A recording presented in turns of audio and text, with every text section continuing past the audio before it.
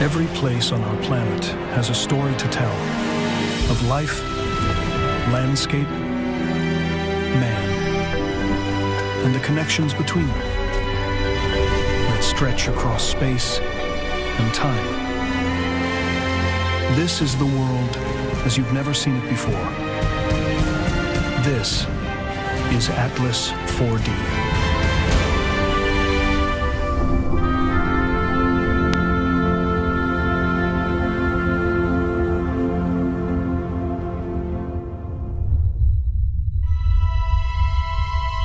Earth, an island of life in the lonely desert of the cosmos.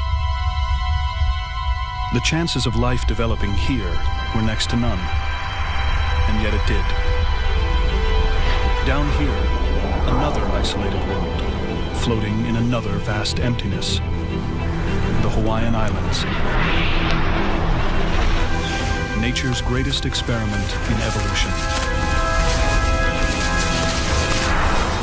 An experiment that asked a big question.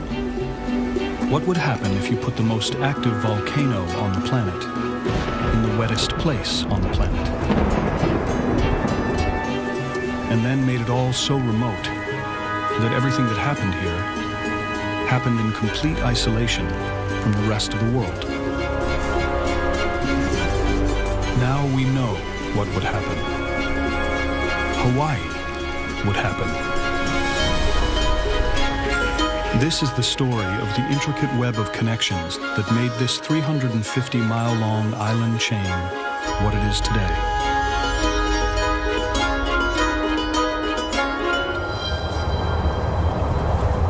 Thousands of miles from the nearest land, in the middle of the Pacific Ocean, almost 1 million years ago, the youngest of the Hawaiian Islands, called Hawaii, or the Big Island, was busy being born. But not up here. Down here. More than 3 miles below the Pacific Ocean, there's a point of weakness in the Earth's crust, known as a hot spot.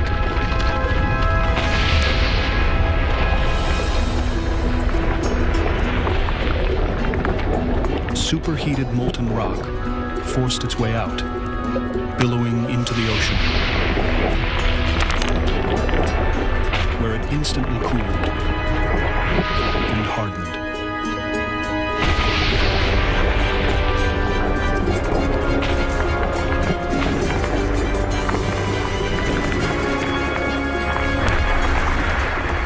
Over hundreds of thousands of years, the lava gradually piled up, layer upon layer, higher and higher. Measured from the sea floor, the Big Island of Hawaii is 4,500 feet taller than Everest.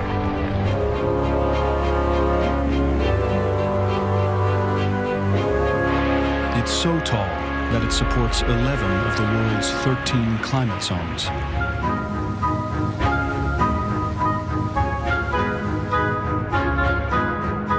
Despite being in the tropics, its peaks are capped with snow. And the Big Island is still growing because the ancient hotspot below it is still active.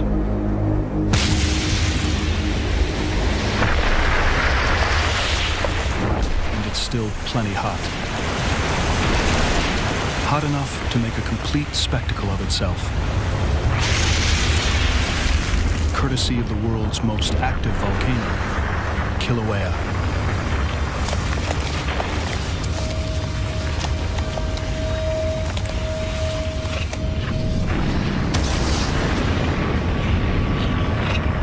Kilauea produces enough lava to pave 20 miles of 2-lane highway every day.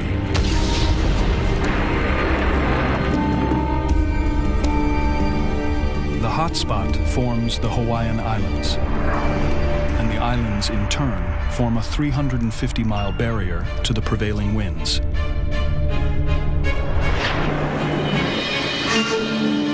The trade winds, to be precise. The trade winds blow east to west near the equator, meeting no obstacle for hundreds of miles, until they reach the Hawaiian Islands, which sit directly in their path.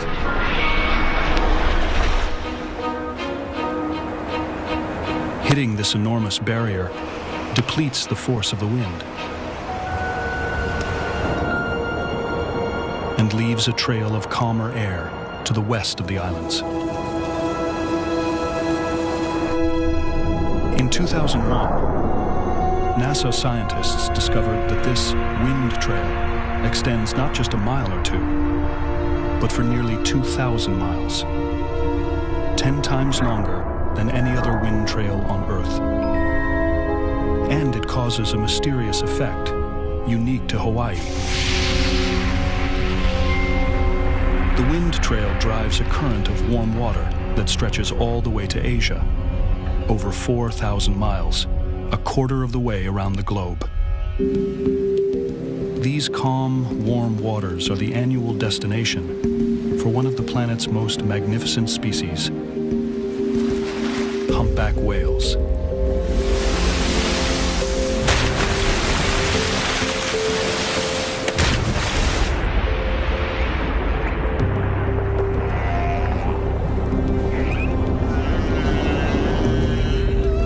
Each winter, more of these gentle giants gather off the western coasts of Hawaii than anywhere else in the Pacific.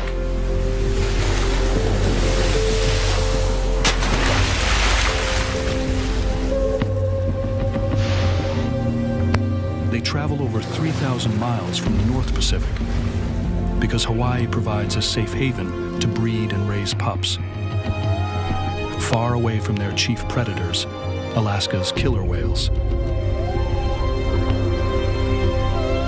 But there's a price to pay for peace of mind. Humpback pups can feed on their mother's milk, but for the adults, there's nothing to eat.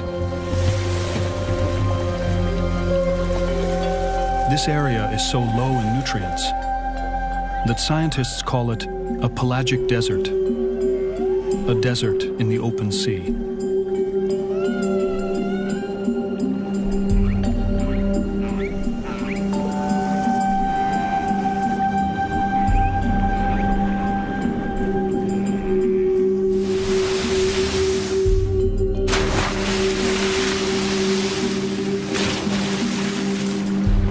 Strange as it may seem, it's actually the lack of nutrients that makes Hawaii's abundant marine life possible.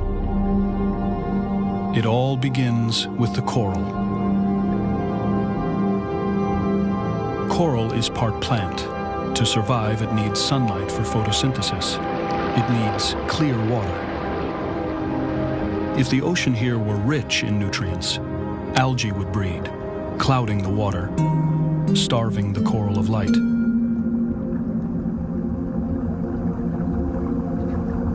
So the same expanse of sea that's a bare cupboard for humpback whales is a paradise for coral. And coral is the indispensable ingredient in Hawaii's unique underwater ecosystem. A quarter of the fish that evolved here are found nowhere else on Earth. Some are very strange indeed.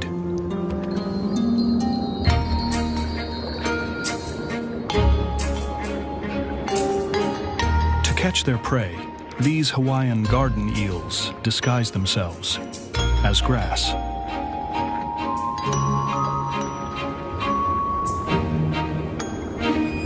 Little cleaner wrasse work hard to make a living. They run a cleaning and parasite removal service for bigger fish. And they throw in dental work for free. But Hawaii's coral reefs are more than just home sweet home to exotic species of fish. A lot more. They are the last link in the chain of phenomena that creates these monsters.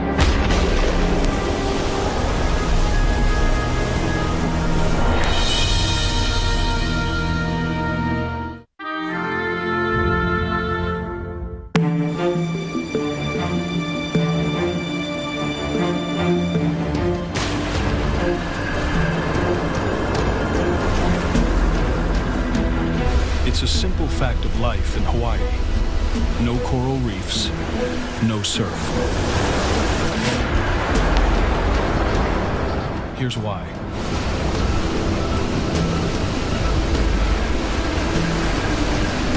The reefs are the surprise ending in a long saga that begins with powerful storms in Australia to the south and Alaska to the north. These tempests drive waves across vast distances toward Hawaii. As they travel, they join together, creating huge Pacific swells. But monster surf is not caused by waves alone. It relies on something else, something bigger, something Hawaii also has one or two of. Volcanoes.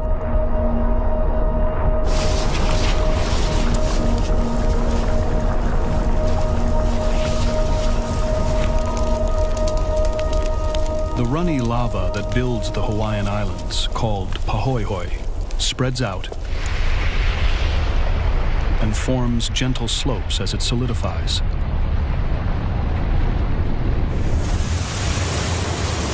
But when the lava hits the sea, it cools rapidly, forming steep underwater slopes. It's this hard fact that the waves come up against. When one of those gigantic Pacific swells crashes into these steep Hawaiian lava slopes, it gets pushed upwards, driving the wave higher and higher.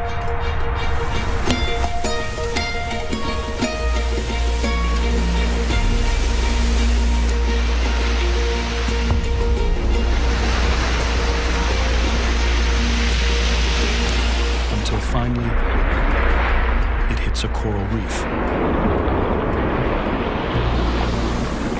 The reef puts the brakes on the water below, but the water above powers on. And the wave breaks into a perfect barrel.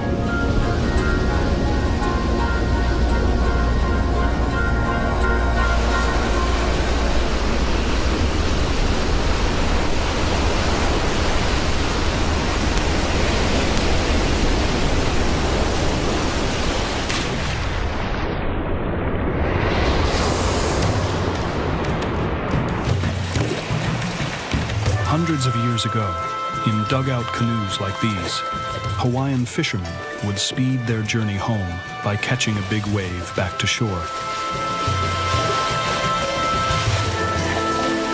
This turned out to be so much fun that they started making special boards to ride the waves and competing to see who was the fastest. Soon they had invented a sport they called He Nalu.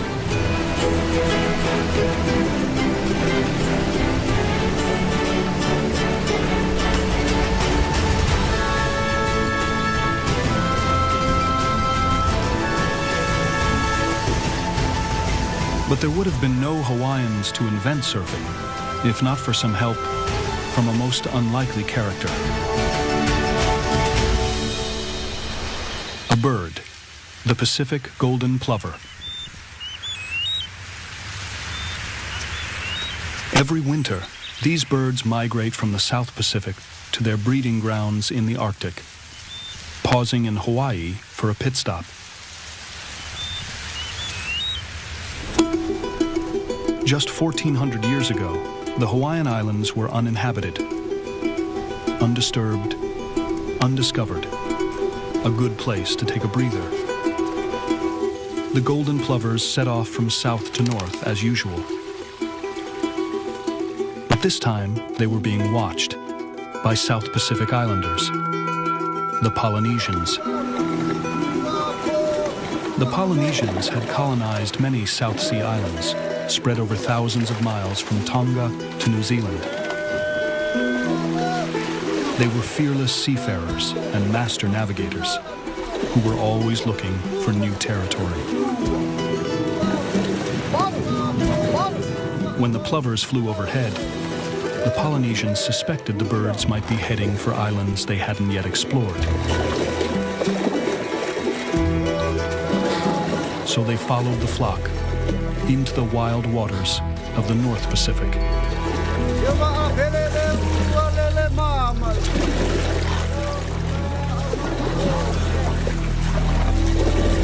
They couldn't keep up with the streams of birds for long.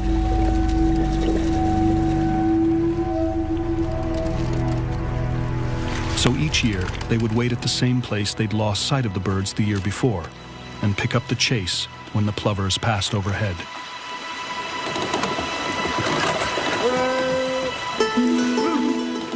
In a remarkable feat of generational stamina, the Polynesians tracked the plovers for almost 400 years, but it paid off.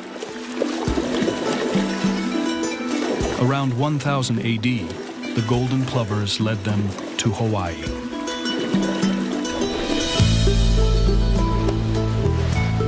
For the seafarers who first laid eyes on it, Hawaii must have been an awe-inspiring sight.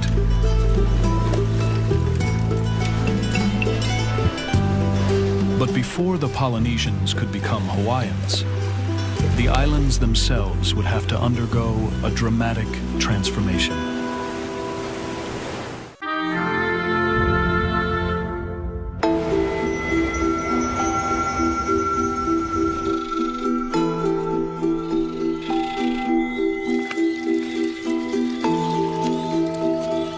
The Polynesians had discovered Hawaii, but if they were going to settle there, they'd have to find some basic necessities. Fresh water was no problem. It was abundant on the islands, and although there were no large mammals 1,000 years ago, the place teemed with fish and birds. But one vital piece of the nutrition puzzle was missing: carbohydrates.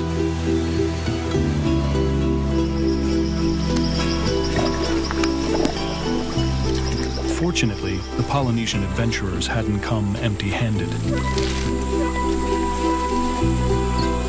They'd brought an old and trusted friend from their home islands, the taro plant.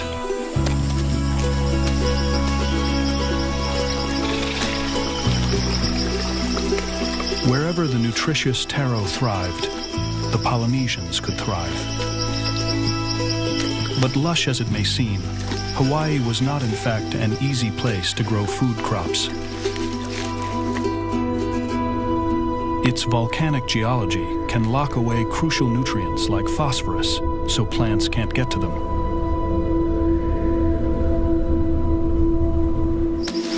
Luckily, Hawaii's lava landscape presented not only the problem, but the solution.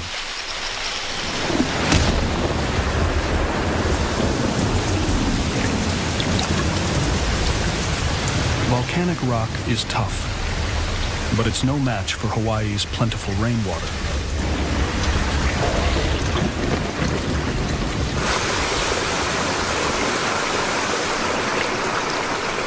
More than 22 billion gallons can wash over the islands every day, leaching nutrients from rock and organic matter along the way. By the time it's funneled down to the valley floor, the water has become rich in the nutrients plants depend on. And here, Hawaii's geology teamed up with the taro's biology. Where most plants would drown, taro has a kind of breathing tube in its stem that allows it to prosper in Hawaii's waterlogged conditions. The Polynesians pounded the taro into a carbohydrate-rich paste, poi, a Hawaiian staple to this day, which can resist spoilage for years. And Hawaii had another gift for the Polynesian farmers, one they'd never encountered before in all their wanderings. It came from up here, the Big Island's volcano, Mauna Kea.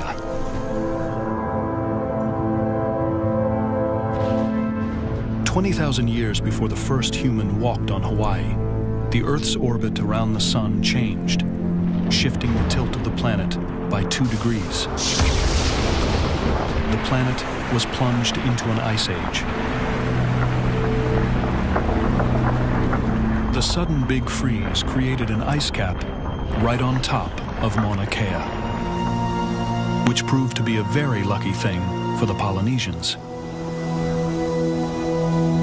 Lava erupting under the ice cap cooled much faster than it ordinarily does. The quick chill produced a super hard rock called Hawaiiite.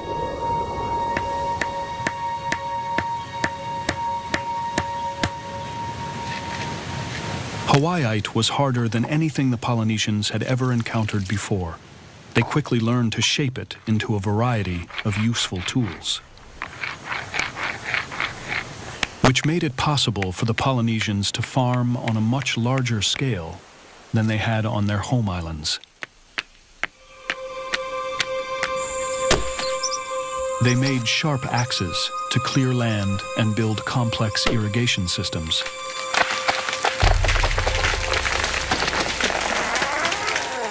They made chisels and knives, hoes and spades. The discovery of Hawaiiite by the Polynesian settlers was as important to their culture as the Bronze Age was to Europe.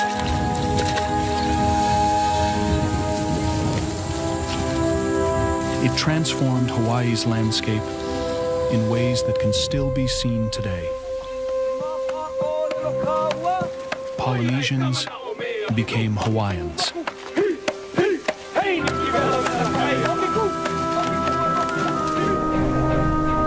But Hawaii would never have become such a land of plenty if not for one tiny seed carried in a tempest.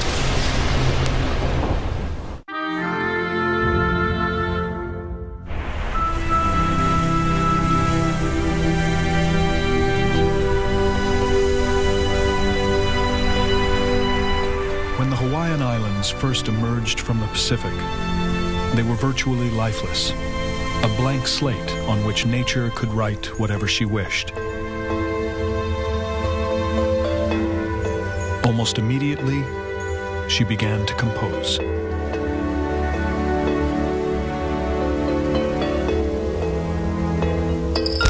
The first obstacle to overcome was the island's sheer remoteness. Separated from the nearest continent by thousands of miles of ocean, the odds were stacked against any life reaching here at all. But life somehow managed to beat the odds. The first to do it were plants. They owe their whole existence on Hawaii to the weather.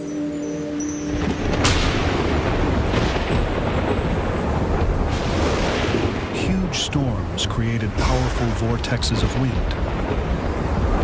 These sucked tiny seeds high into the air from lands all around the Pacific, carried them thousands of miles on the jet stream, and finally dropped them onto the virgin ground of Hawaii. Most of these seeds died on arrival. There was no soil here, and few nutrients. It was a tough neighborhood. But one colonist survived where all others had failed, by adapting to Hawaii's barren landscape. The Ahia Lehua.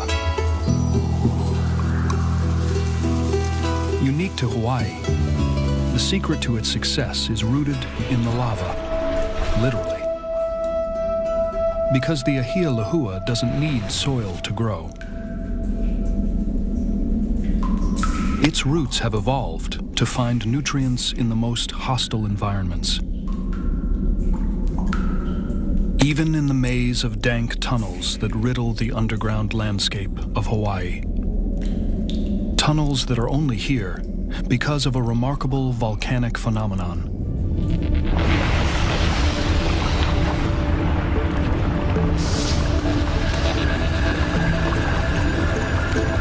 At 2,000 degrees Fahrenheit, Pohoihoi is the hottest and fastest flowing type of lava on the planet.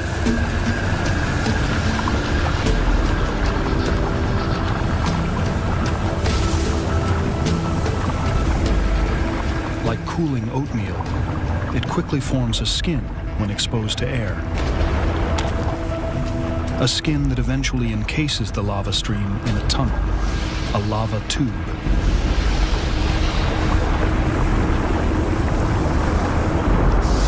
When the flow stops, tubes empty and remain hollow. The last ripples of the lava flow harden in the lava tube floor. And the final molten gasps hang from the roof in formations called lava sickles. Water that seeps into the lava tubes is slow to dry out. Of all the plants on Hawaii, only the ahia lahua's roots penetrate so deeply they can take advantage of this underground moisture.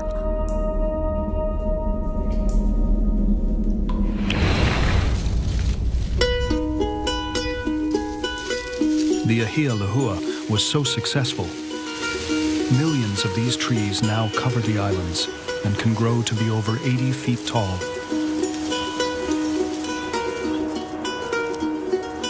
Found nowhere else on Earth, they made all the difference here in Hawaii.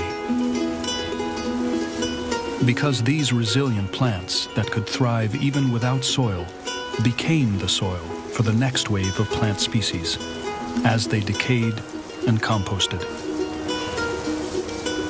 And so, the Hawaiian Islands gradually changed from desolate black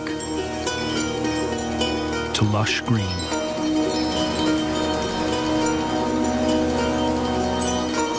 And Hawaii's now abundant plant life attracted the next wave of immigrants who flew here under their own steam.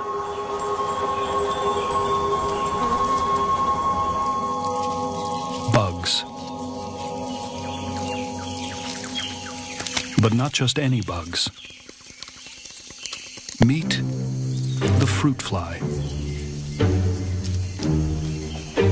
Now, everyone knows that Hawaii is the place for hot-blooded young lovers, and flies are no exception.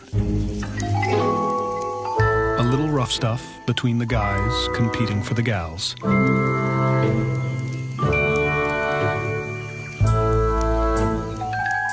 Some seductive dancing with 3 left feet. And the next generation is on the way. More than 1,000 species of fruit fly have evolved here, and nowhere else. Scientists studying their DNA were astonished to discover that every one of them is descended from a single pregnant female, the Eve of Hawaiian fruit flies. For a time, these insects had a free pass on Hawaii. There weren't any predators here, yet. But over time, a meek vegetarian rose to the occasion and became a ferocious carnivore. This caterpillar is the Eupithecia, a master of disguise.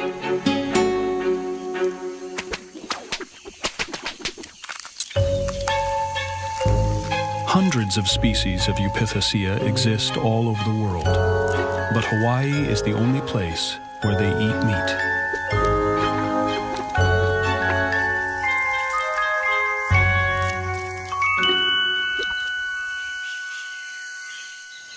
Some 30,000 years after its emergence from the sea, Hawaii had become an Eden for flora and fauna. Well, at least for those that didn't mind being just a little flexible. Among the first feathered settlers, Hawaiian honey creepers evolved from a single species of finch, a flock of rose finches that happened to arrive in Hawaii from Eurasia. With no competition from other land birds, they blossomed into many different species, each specially adapted to eat the foods Hawaii had in abundance. This honey creeper behaves like a woodpecker, pecking for insects.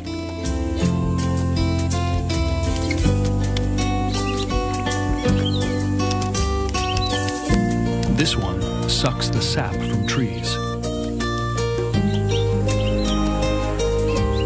And some have developed unusual beaks adapted to fit very particular kinds of Hawaiian flowers.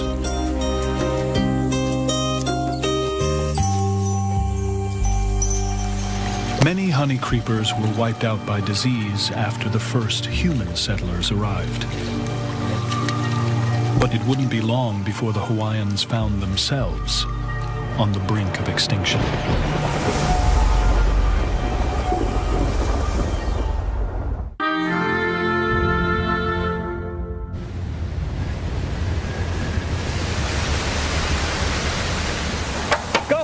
The ancient Hawaiian festival of Thanksgiving, Makahiki, celebrated a successful harvest and honored the local fertility god, Lono.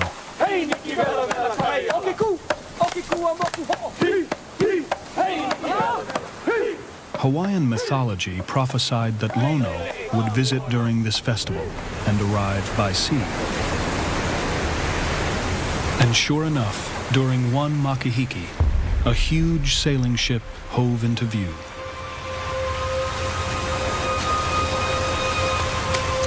The Hawaiians were sure it was Lono. In fact, it was the famed British explorer, Captain James Cook.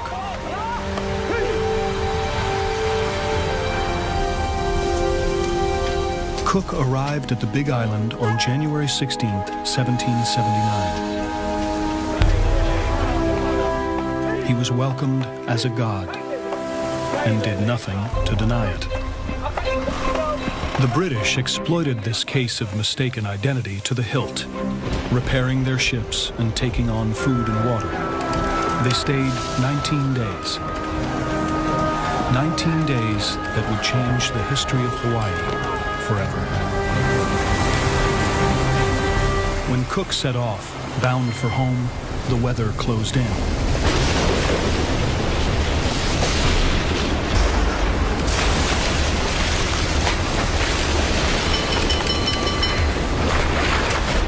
Only 5 days out, he was driven back to the shelter of the islands.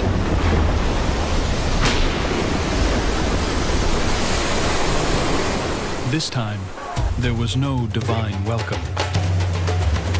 Surely a god would have been able to control the weather.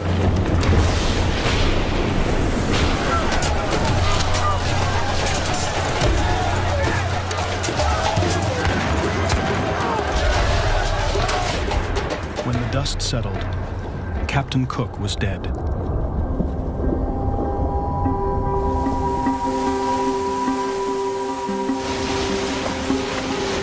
But his crew lived to tell the tale. And that meant Hawaii's centuries of isolation were at an end. Within 10 years, outsiders were racing to exploit the newly discovered islands. Sandalwood was shipped to China. Guano went to North America to make fertilizer. Whole colonies of sooty terns were killed off for their exotic tail feathers, shipped off to grace the latest hats in Paris, London, and New York. But some American entrepreneurs weren't content to simply export the natural treasures they found in Hawaii. They wanted the place itself. And they wanted it because of its climate. Hawaii's climate is determined by its isolation. Winds that reach its remote shores have blown across thousands of miles of ocean, picking up tons of moisture along the way.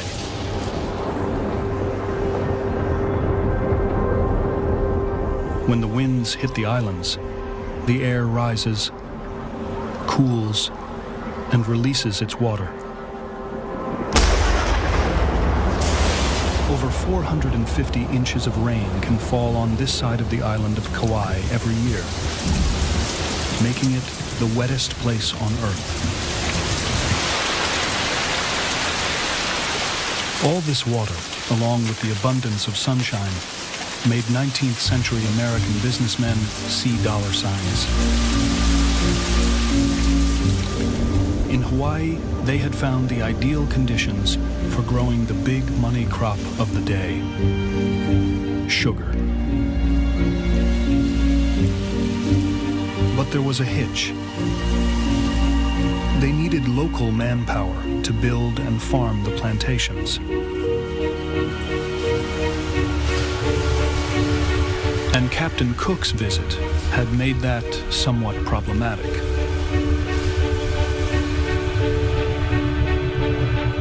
Because the British had brought ashore diseases that the Hawaiians had never encountered before, and to which they had no immunity. It only took a century for illnesses like mumps and cholera to reduce the population of native Hawaiians by 90%, from some 400,000 to just 40,000.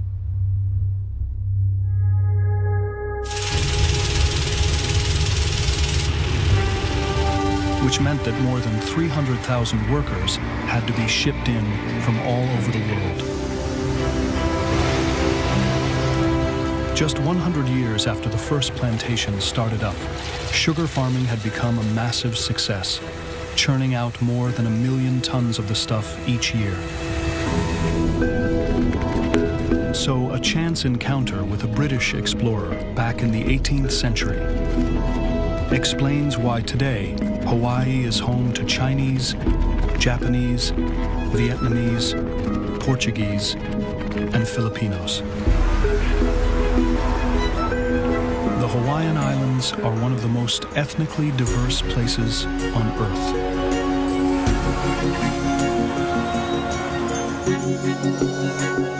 They're also the most climatically diverse. And the coldest and highest of its climate zones is perfect for these.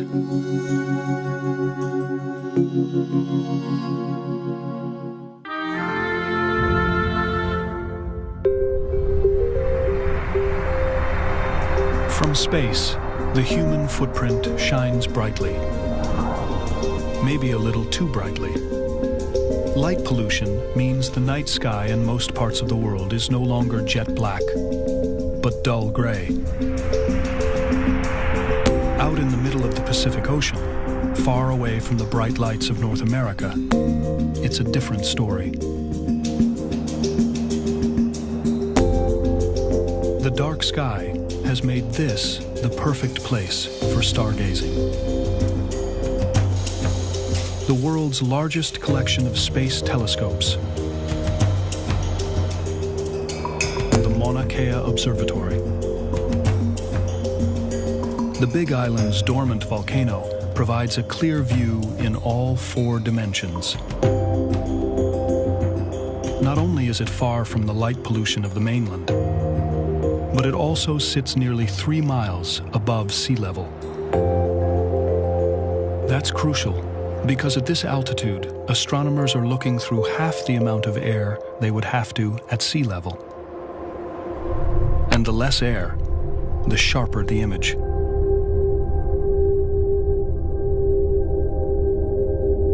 Hawaii's telescopes have helped us to discover moons of Jupiter and Saturn that we never knew existed.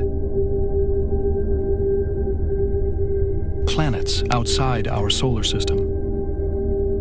And even entire galaxies that had never been seen before. But this location won't be ideal forever. Because the same geological forces that created Hawaii are still at work.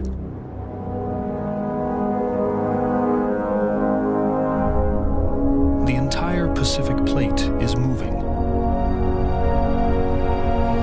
4 inches every year. And as it travels, it takes the Hawaiian Islands right along with it. as if they were on an enormous conveyor belt. As they head north and are pulled off the Hawaiian hotspot, they will sink under their own weight back into the Earth's crust.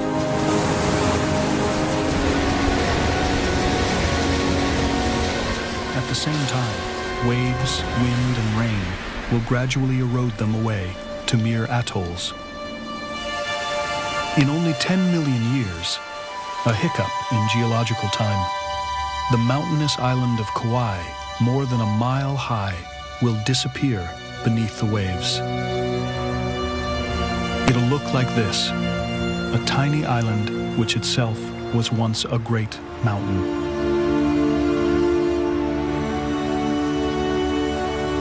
The Hawaiian Islands may look as though they've been there forever, but the islands we see today are only the latest in a chain that has been built and eroded away many times over the last 82 million years. The result is a range of underwater mountains that stretches all the way to Alaska. At the far end, nearly 3,000 miles away, is a fiery grave in the Aleutian Trench, where the islands are swallowed back into the earth. But that's not the end of the story. Not by a long shot.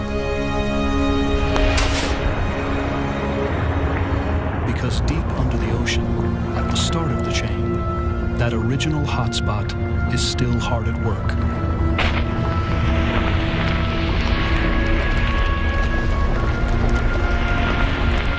Building a new island. Loihi.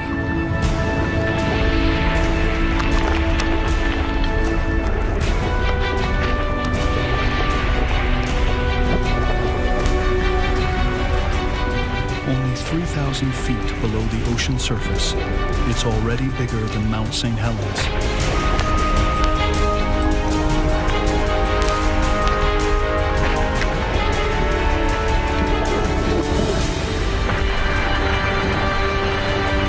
In 10,000 years, Loihi will emerge from the Pacific. A blank sheet on which nature once again can compose her ancient tale.